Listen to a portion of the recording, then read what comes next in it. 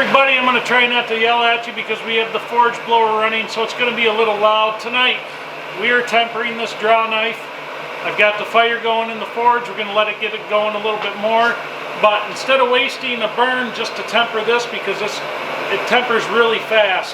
So instead of wasting a burn on it, I'm going to get some other pieces cut out, because we're going to start, I got to start making some stuff and putting it up for sale, you know what I mean? Do anything except for sell a testicle or a kidney, so it'll be alright. But so anyway, we're going to temper this thing tonight. Now, I mentioned in the last video, if you're going to temper, shine that up so you can see the colors. If you can't see the tempering colors, especially if you're doing it with this method, there's a good possibility you could ruin your heat treat and you'll have to start all over again, and we really don't want that. So when we put this in the fire, we're going to put it in spine down. And then we're going to put it over and just gently move it back and forth with the tongs, and we're going to watch the color.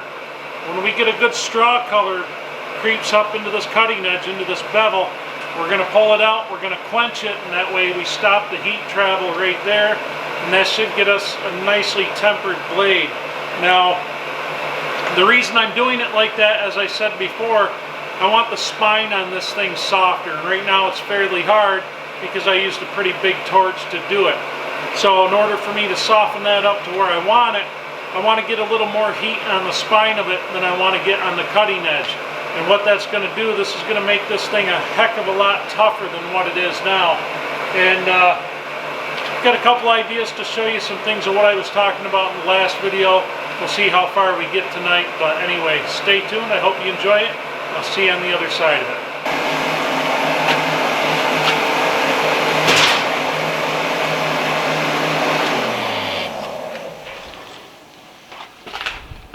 Alright, if you're going to do this over your forge, turn the blower off. I put a little more coal on top to give myself a little bit of a cushion.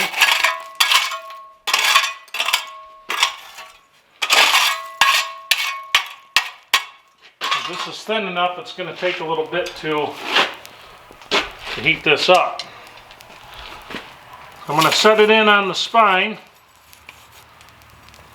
And we're just going to let the colors creep up. We're looking for that straw color. And hopefully we can pick it up in the camera. So you want to watch it really close and see what happens. So it should happen on the edge. This bottom part should start turning color, and then it should work its way up the blade. Move it around if you have to.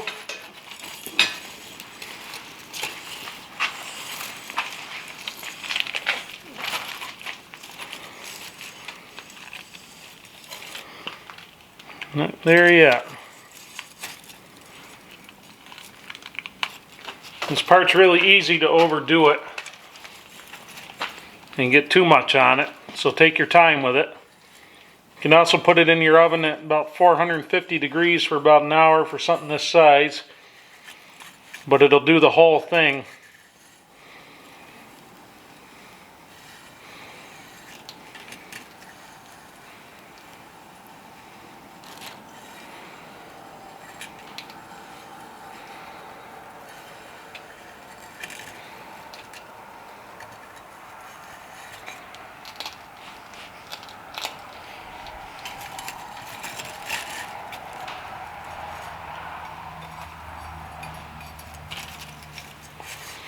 And this is a patience game here.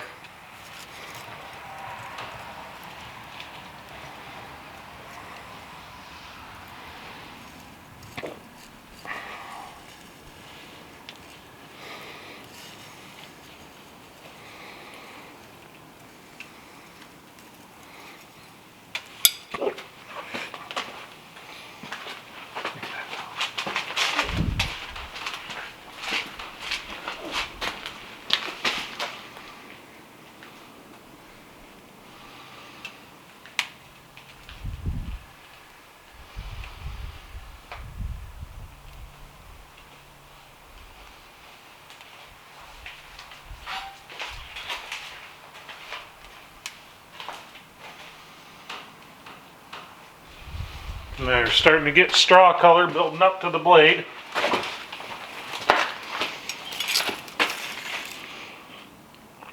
See, we're getting a little bit of brown there.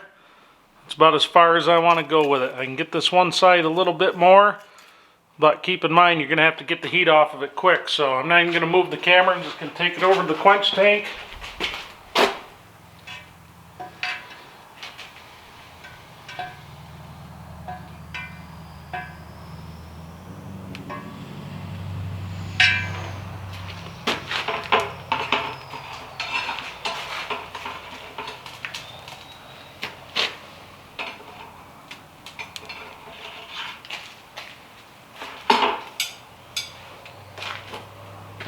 And there we go.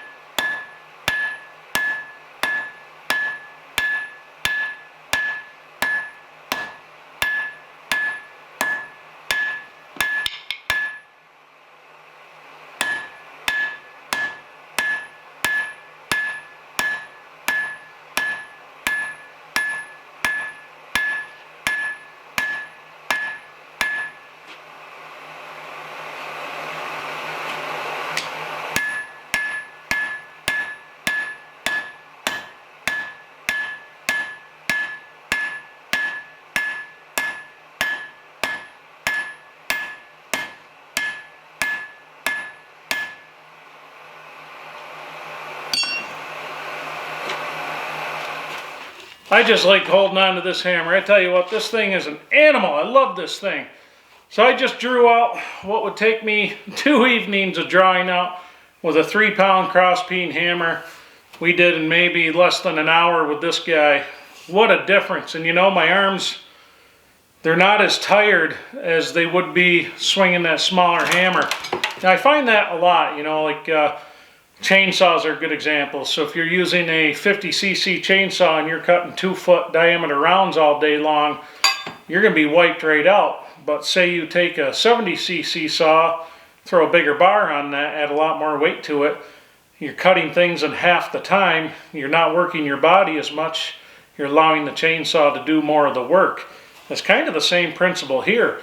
I mean, you guys see me, I'm choked up on this thing, and I'm hardly swinging it. It's not like I'm sitting there swinging for speed. It's just the thing's heavy enough, you know, just over 7 pounds. It's heavy enough to where it's doing the work for me. So I could see this one getting used a lot. And to be honest with you, after swinging this one for probably hour and a half tonight, I went to swing that 3-pound hammer and it felt like a toy in my hand compared to this one.